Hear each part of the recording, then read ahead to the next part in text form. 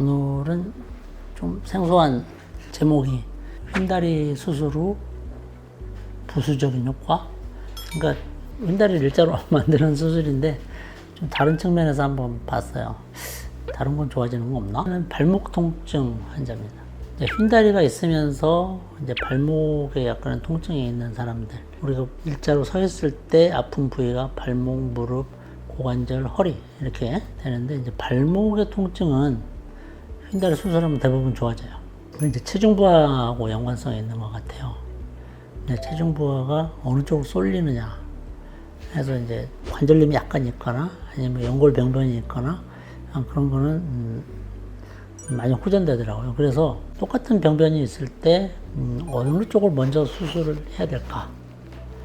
그럼 저는 이제 휜다리 수술을 먼저 권하고 싶어요. 왜냐면 발목은 저절로 좋아질 수 있으니까. 그리고 두 번째는 이제 허리 통증인데, 허리 통증은 좀 애매해요.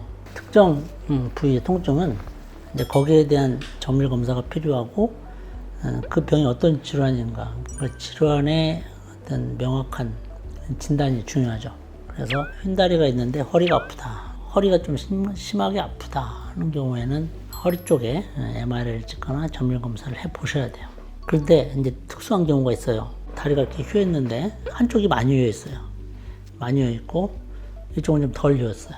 각도가 다르단 말이죠. 많이 휜 쪽은 골반이 내려가요.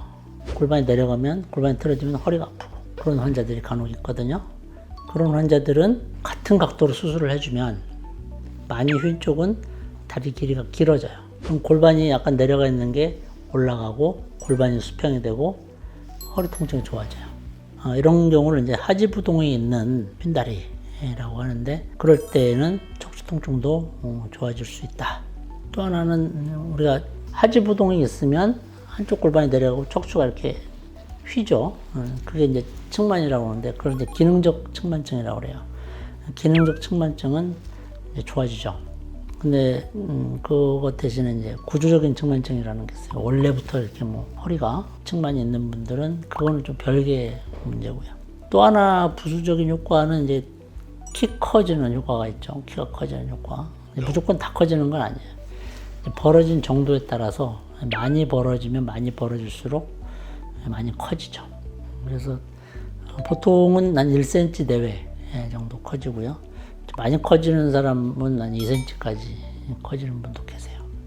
근데 휜다리 수술 후에 키 커지는 거가 싫은 사람도 간혹 있어요. 예외적으로.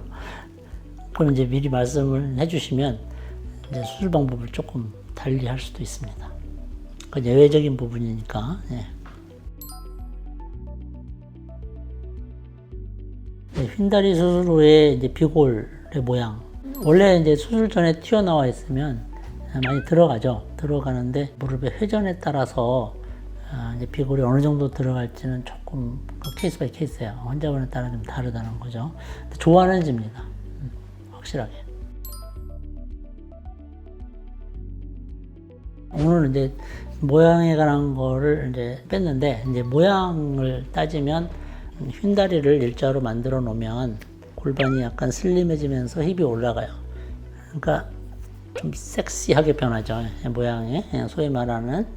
그러면서 약간 뱃살이 들어가는 효과도 있죠. 그건 또 휜다리 모양에 대한 그런 문제고요. 자, 오늘은 휜다리 수술 후에 우리가 부수적인 어드밴티지에 대해서 말씀을 드렸습니다.